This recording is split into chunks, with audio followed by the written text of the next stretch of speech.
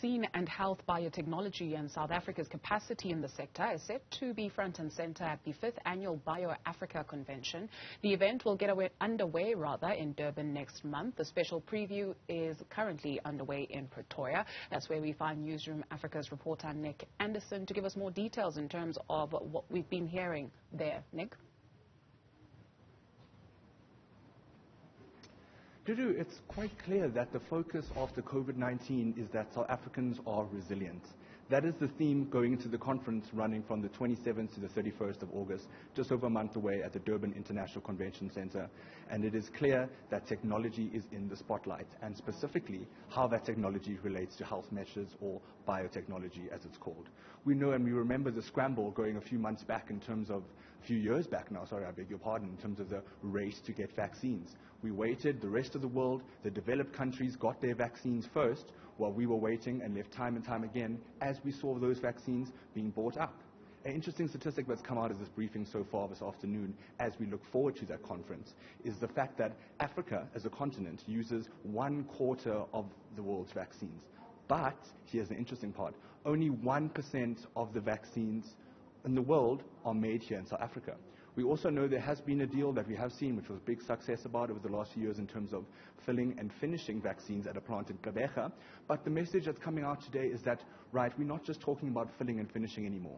We are talking about building and having the technology and science here, and of course the intellectual property licensing, to build and buy those vaccines here at home from scratch, not just at a filling and finishing capacity, which is relying on produce that comes in from across the world. They also revealed that so far as much as 30 billion rand is spent on buying vaccines between the private and public sector together. So we know that's huge import costs. So the focus now, as part of the also Department of Science and Technology, who is here and will be attending the conference next month, is that it's part of our 10-year plan, our vaccine innovation plan, having the technology here, having everything we need to do here at home in order so when a crisis like this does come again, when we see another pandemic, we will be able to build our own medicines and our own vaccines here at home without having to rely on so many other countries.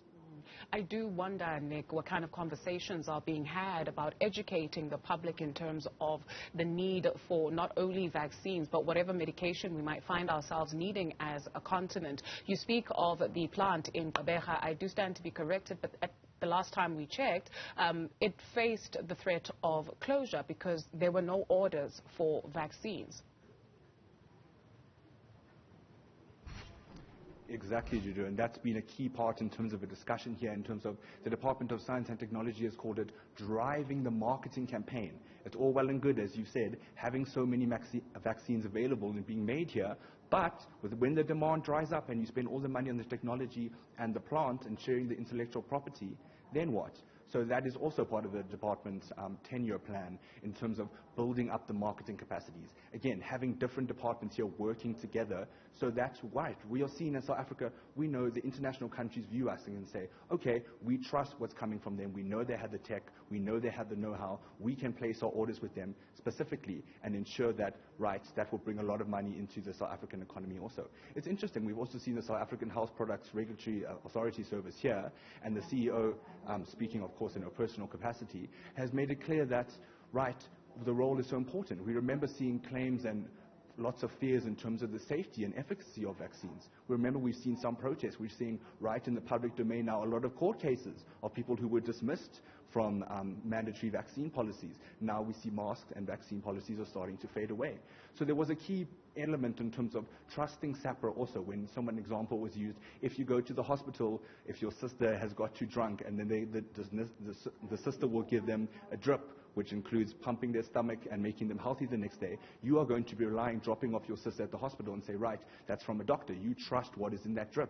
That's where SAPRA is so key. So it's also been about, they said, spreading and focusing on the education. So when we know next time something like this does happen and we have a whole lot of vaccines made here, people are a lot more aware about what goes into vaccines and the safety processes around them, Dudu.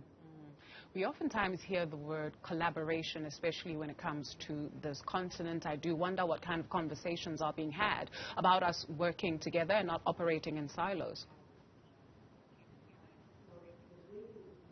Exactly. I mean, we saw, they mentioned the last 2 years this convention has been held as like so many other things over digital platforms. But still, over 1,300 people managed to attend. over 27 speakers, and a whole lot of dignitaries from around the world. Now, this is happening back in person, and in Durban, there's expected to be doctors and global health experts also, because the next 6 months to do is really key, and that's the message they've been stressing here.